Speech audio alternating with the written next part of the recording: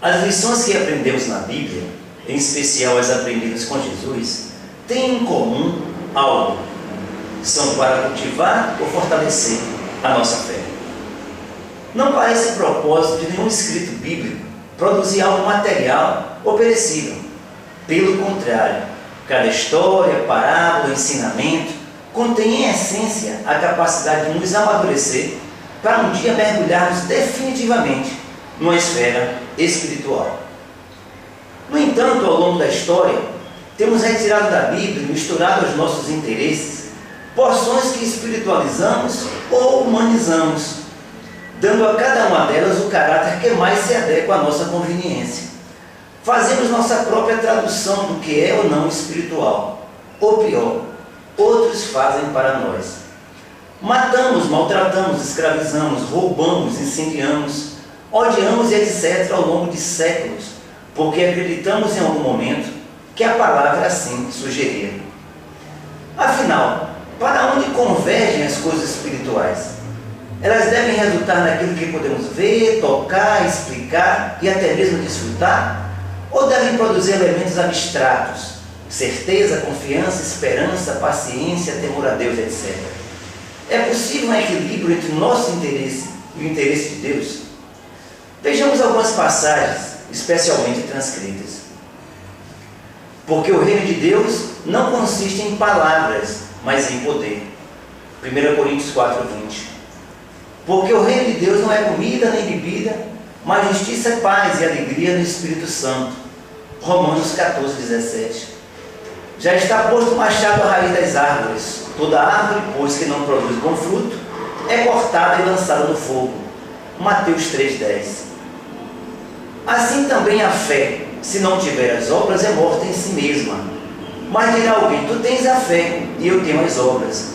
Mostra-me a tua fé sem as tuas obras, e eu te mostrarei a minha fé pelas minhas obras. Tiago 2, de 17 a 18. Esses versículos se revezam entre o que parece interior ou exterior, obra, fé, teoria, prática e etc. Creio que tudo isso tem uma finalidade: robustecer as coisas interiores e espirituais, para dar a elas expressão. Na verdade, enquanto aqui estivermos, a partir do patrimônio espiritual que a Bíblia nos revela e do falar divino interior do Espírito em nós, podemos dar concretude e materializar Deus, tornar Deus conhecido através de nós. Jesus fez isso, foi o primeiro. Em seus atos, tornou Deus concreto, real. As palavras ditas especialmente por Jesus são para tornar o homem emancipado, liberto. Têm em geral um sentido novo e são mais profundas do que o aparente limite que alcançam. Visam o estabelecimento de uma esfera espiritual. Não se esgotam no entendimento, pelo contrário, dão origem a novas formulações. Há séculos, toda sorte de interesses tem sido associada à fé. Engenhosamente criam-se verdades que alimentam sonhos, tudo sem o mínimo abrigo bíblico. Esse conjunto tenta produzir efeito nos sentidos humanos, lança mão de qualquer artifício que alimente os olhos, os ouvidos, etc. Tem algo cujo custo é alto e mantém um sistema religioso pulsante. Isso porque o espiritual e o invisível não basta. Na contramão disso, podemos concretizar as verdades para robustecer a fé e não para materializar o imaterial, o espiritual. Jesus é o rei. Somos os cidadãos do seu reino, cujo padrão precisa ser compatível com o nível desse lugar espiritual. Para isso, ele nos aperfeiçoa a cada dia. O material, o concreto, visa o espiritual, e é para lá que caminham todos os crentes. A fé, na plena satisfação do reino de Deus, apoia-se no conhecimento da vontade de Deus, com vistas à sua manifestação entre os homens. Não são para qualquer outra promoção.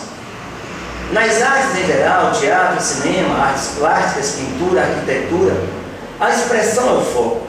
O sentimento está dentro e quer ser materializado. No mundo espiritual, quando falamos a alguém sobre Deus, a fala é somente um meio. O alvo é que Deus entre nele. Partimos do concreto para o espiritual.